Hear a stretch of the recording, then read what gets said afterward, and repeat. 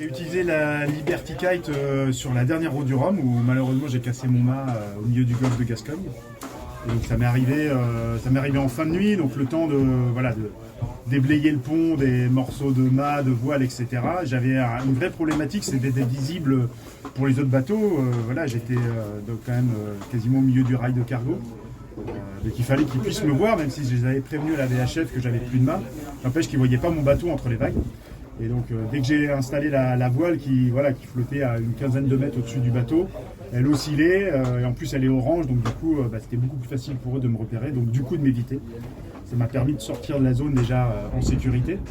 Et puis ensuite de travailler un peu plus efficacement sur comment on règle la voile, comment on la rend un peu plus propulsive. À ce moment-là j'étais travers au vent, donc ça m'a permis quand même de faire un petit peu de route.